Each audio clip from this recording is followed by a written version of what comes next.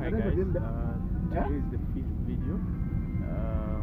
I was thinking I'd get home and then begin to make the video, but I'm not too sure how the day will go, so I would rather make the video now. Okay, now quick point.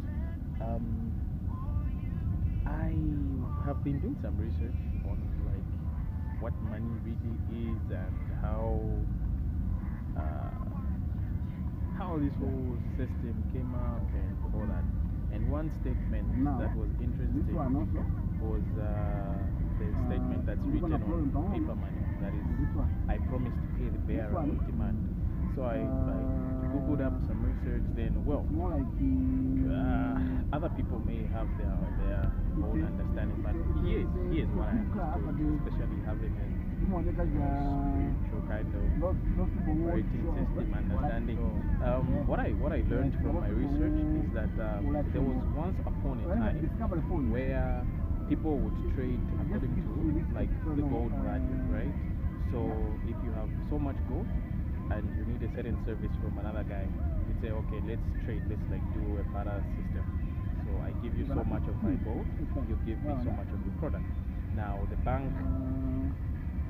kept like the reserve for people's gold reserve. So now they decided to print paper notes, and they would say they promise to pay the bearer of the paper note on demand. So like if I have say 3 kg of gold in the bank, and I want a £1, you know, sterling pound. I've always told you I'm a big fan of the UK. The British pound, for it it's actually remained in pound form. Yeah, so like I was saying, if I have 3 kg, 4 kg or whatever quantity of gold in the bank, and I want to give someone maybe a certain portion of my reserve, you know, so now really, okay, I'll answer that later. So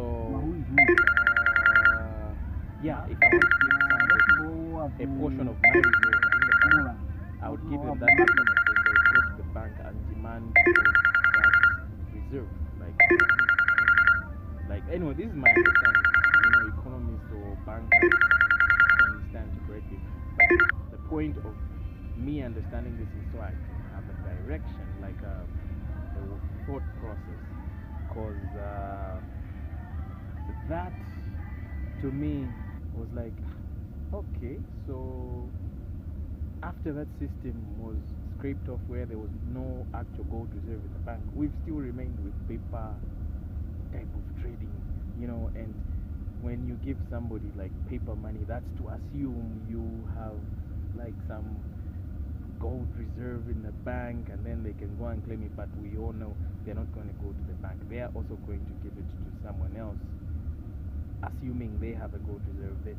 So I'm like, okay, wow. So the point of it all is that we are all supposed to have a gold reserve, and the Federal Reserve, as is like the way it's referred to in the US, they would okay, a nation would have a reserve, right? Like actually the central bank, the one that actually issues these same notes, because they are the ones who are actually supposed to pay the bearer on demand, but then we are just like circulating it in the economy and all. Okay, so point being, what I've learned today is that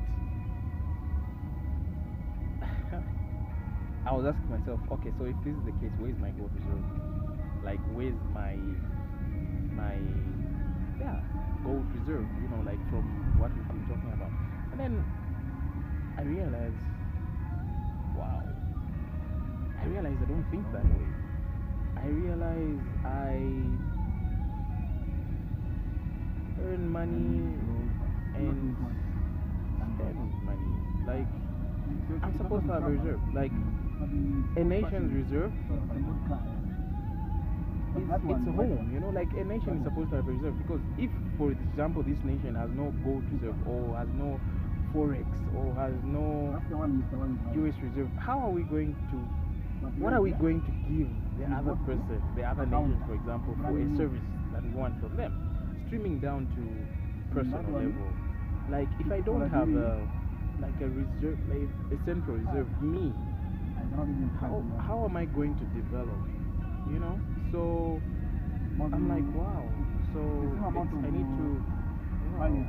I need to first settle. Like this thought pattern for me has been like the ish moment, because I'm thinking to myself, say, okay, so the services, even when I say gold reserve, I don't just mean money. Like, or we've already talked about money. Money is valueless without a real service or value behind that money.